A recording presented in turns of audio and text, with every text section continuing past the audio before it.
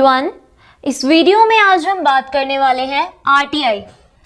RTI is right to information act.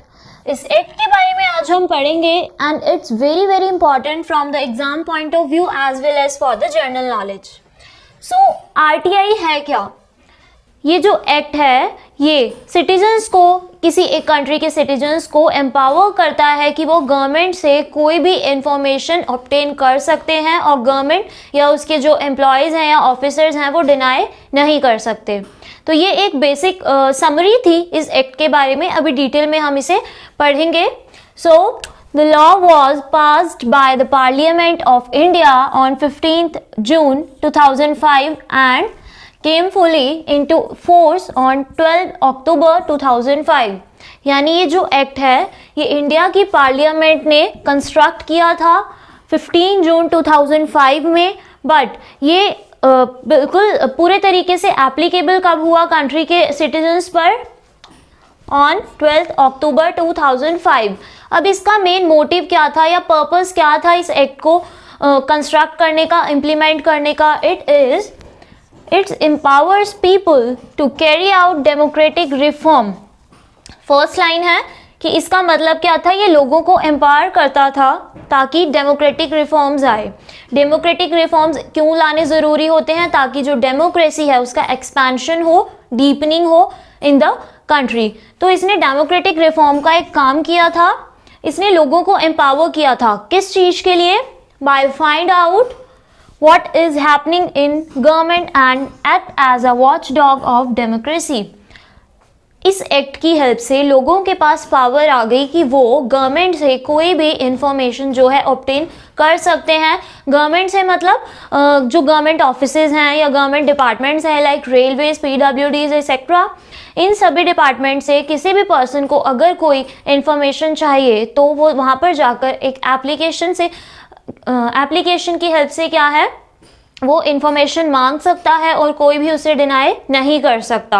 और ये information का आंसर कितने दिन तक उसे मिल जाना चाहिए? तो इसका जो टाइम पीरियड है वो 30 डेज तक है। यानी आपने जब एप्लीकेशन फाइल किया, आरटीआई फाइल की, तो उसके 30 डेज के अंदर अंदर जो है उसका सोल्यूशन या इंफॉर्मेशन आपको मिल जानी चाहिए। अदरवाइज जो गवर्नमेंट ऑफिसर्स हैं या गवर्नमेंट एम्प्लॉयज़ हैं, जो भी उस इंफॉर्मेशन को, जिन्हें भी उस इंफॉर्मेशन को आपको दे देना चाहिए था, उनके ऊपर पेनाल्टीज या फाइन चार्ज होता है पर डे के अकॉर्डिंग।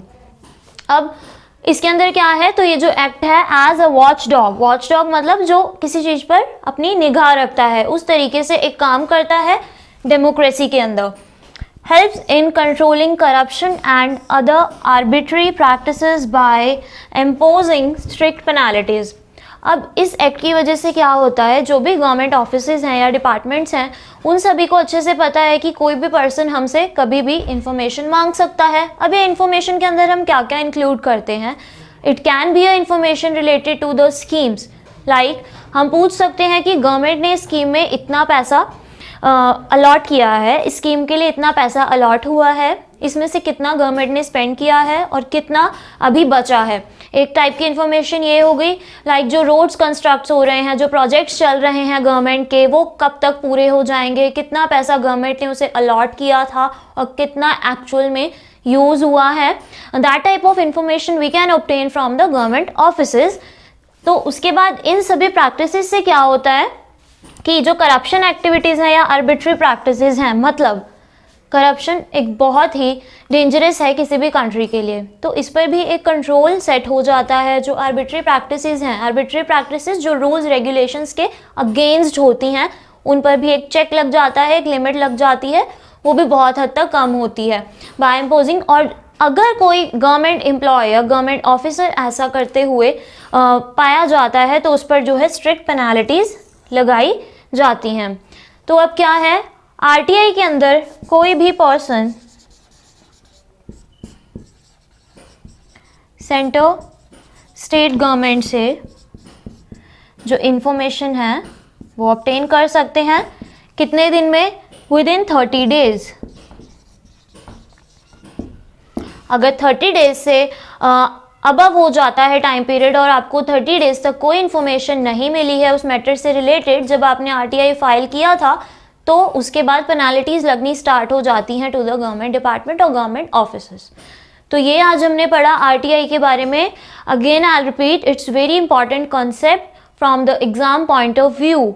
तो आज हमने बात की आरटीआई के बारे में, जो कि कब इनैक्ट हुआ था, 15 जून 2005, एंड फुली एनफोर्स कब हुआ था, यानी अप्लाई कब हुआ था through out the country, 12 October 2005. So that was the detailed explanation of RTI, Right to Information Act 2005.